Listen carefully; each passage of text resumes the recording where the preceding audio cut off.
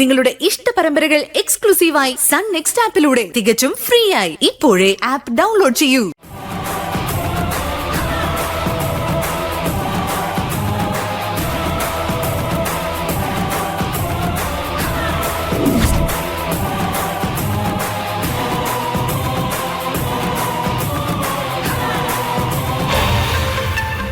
പിന്നെ ഈ ആഹ്ലാദ പ്രകടനമൊക്കെ നല്ലത് തന്നെയാ. പക്ഷേ അതെല്ലാ കാലവും ഉണ്ടാവൂന്ന് വിചാരിക്കരുത്.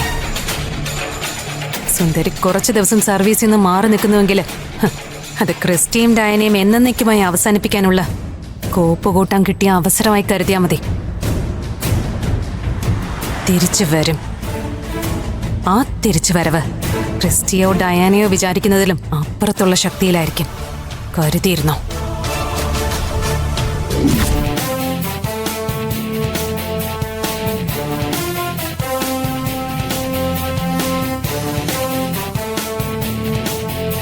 ചേട്ടാ, വണ്ടി എടുക്ക.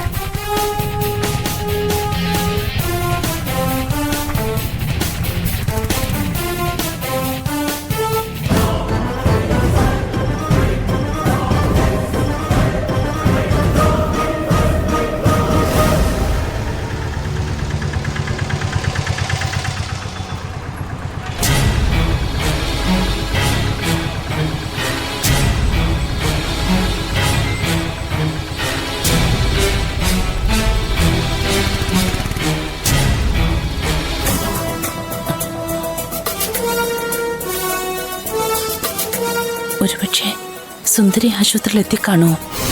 അവള് വന്നിട്ടുണ്ടെങ്കിൽ കാർത്തിക്കിനെ കണ്ടു കാണും. ഭഗവാനെ, മാസ്റ്റർ എന്ന് പറയുന്ന ആൾ കാർത്തിക് ആണെന്ന് സുന്ദരി തിരിച്ചറിഞ്ഞിട്ടുണ്ടെങ്കിൽ എന്തെങ്കിലുമൊക്കെ നടക്കും. ഞാനിപ്പോൾ അകത്തേക്ക് ചെന്നാ അത് വലിയ പ്രശ്നമാവുമല്ലോ. തിരിച്ചു പോയാലോ? ഇനി ഒരുപക്ഷെ സുന്ദരി വന്നിട്ടില്ലെങ്കിൽ എന്റെ മോൻ അവിടെ തനിച്ചായിരിക്കില്ലേ? അവൻ എന്തെങ്കിലും ഒരു ആവശ്യം ഉണ്ടെങ്കിൽ സഹായത്തിന് ആരാ ഉള്ളത്? എന്തു വേണമെന്ന് ഒരു രൂപവും കിട്ടുന്നില്ലല്ലോ ഭഗവതി. സുന്ദരി ഒന്ന് വിളിച്ചു നോക്കിയാലോ? കാര്യങ്ങൾ എന്താണെന്ന് അപ്പ അറിയാം.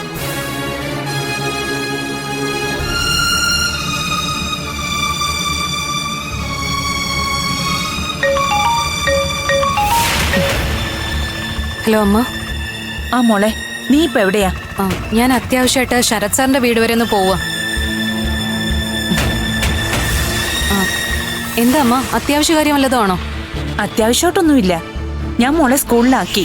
പിന്നെ ഇവിടെ അടുത്തുള്ള അമ്പലത്തിൽ സപ്താഹം നടക്കുന്നുണ്ട്. അവിടെ ഒന്ന് കയറിയിട്ട് കുറച്ച് വൈകിട്ടേ വീട്ടിൽ വരൂന്ന് പറയാൻ വിളിച്ചതാ. അല്ല, മോൾ ഓഫീസിലല്ലേ ഇപ്പോ? ശരത് സാറിന്റെ വീട്ടിലേക്ക് എന്തിനാ പോകുന്നത്? ഒന്നുമില്ലമ്മ, ഒരു ഒഫീഷ്യൽ കാര്യ. സാറിനെ നേരിട്ട് കണ്ട് പറയാനുള്ളതാ, അതുകൊണ്ട് പോവാ, അത്രേ ഉള്ളൂ. ഞാൻ പിന്നെ വിളിക്കാമോ? രക്ഷപ്പെട്ടു. ഇനി ധൈര്യമായിട്ട് കാർത്തിക്കിന്റെ അടുത്തേക്ക് ചെല്ലാം.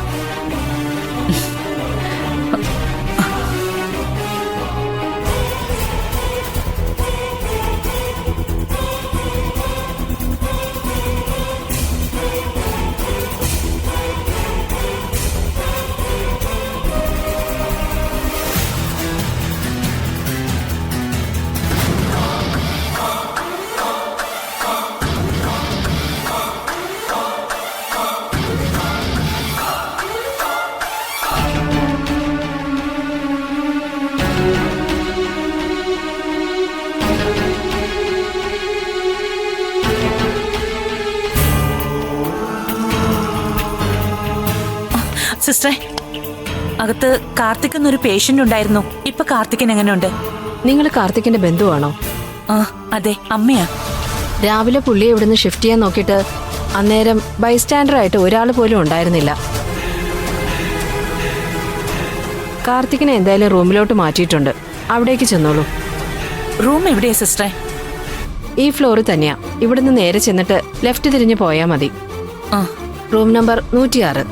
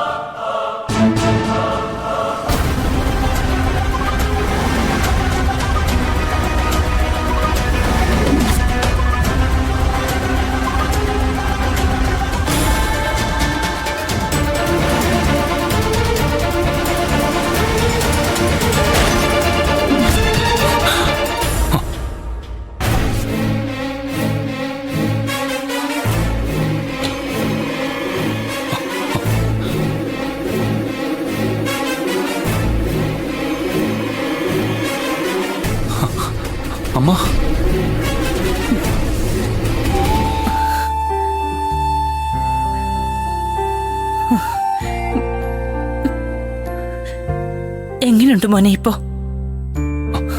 കുഴപ്പമില്ലമ്മ.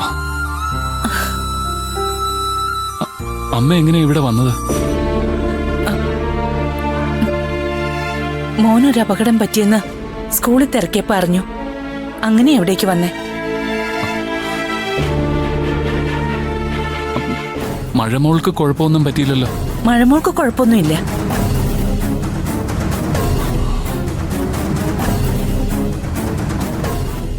എന്നെ ആരാ ആശുപത്രിയിൽ കൊണ്ടുവന്നത്? ശരത് സാറാണോ? ആ സാറ് തന്നെയാ മോനെ ആശുപത്രിയിൽ എത്തിച്ചത്. എന്തായാലും മഴമോൾക്കൊന്നും പറ്റിയില്ലല്ലോ, അത് മതി. ആ കുഞ്ഞിനൊരു പോറല് പോലും ഉണ്ടായില്ല. നിനക്ക് മഴമോളെ അത്രയ്ക്ക് ഇഷ്ടമാണോ മോനെ? മഴയെ കാണുമ്പോ എനിക്കെന്റെ മകളാണെന്ന് തോന്നും അമ്മ.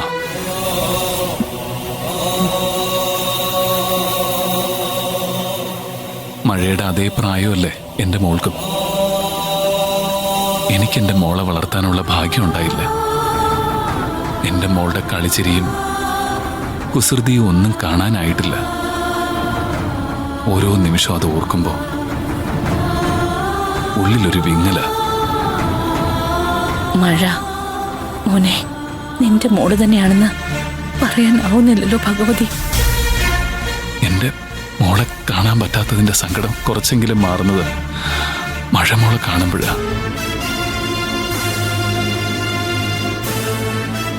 സ്കൂളിലെ മറ്റു കുട്ടികളെ പോലെയൊന്നുമല്ല.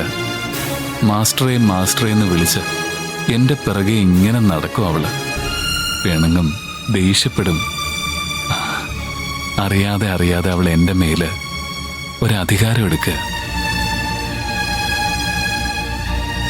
പാവം കുട്ടിയമ്മ അവള്. അവൾക്ക് അച്ഛനില്ല.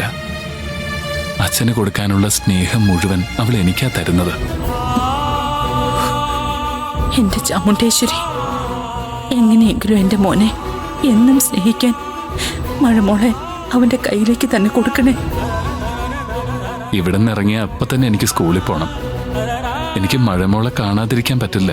മഴമോൾക്ക് എന്നെയും കാണാതിരിക്കാൻ പറ്റില്ല. കാർത്തിക് എങ്ങനെയുണ്ട്? വേറെ കുഴപ്പമൊന്നുമില്ലല്ലോ? കുഴപ്പമൊന്നുമില്ല ഡോക്ടർ. ഇന്ന് ഡിസ്ചാർജ് ചെയ്ത് പോകണമെന്നുണ്ടോ? അതോ ഒരു ദിവസം കൂടി ഒബ്സർവേഷനിൽ തുടരണോ? ഇന്ന് തന്നെ പോകാൻ പറ്റുമെങ്കിൽ ഇന്ന് തന്നെ പോകണം. എങ്കിലും ഓക്കെ, ഞാൻ ഡിസ്ചാർജ് ചെയ്തേക്കാം. പൊയ്ക്കോളൂ. ഒരു 3 days കഴിഞ്ഞ് എന്നെ വന്നൊന്ന് കാണണം. Okay doctor. ശരി. അമ്മ, എനിക്കൊരു ഓട്ടോ പിടിച്ചു തരണം. വീട്ടിലേക്ക് പോകാനാ. നീ ഒന്ന് സമാധാനമായിട്ടിരിക്കെ. നിന്നെ വീട്ടിൽ കൊണ്ടാക്കിയിട്ടേ ഞാൻ പോകൂ. എന്താ പോരെ?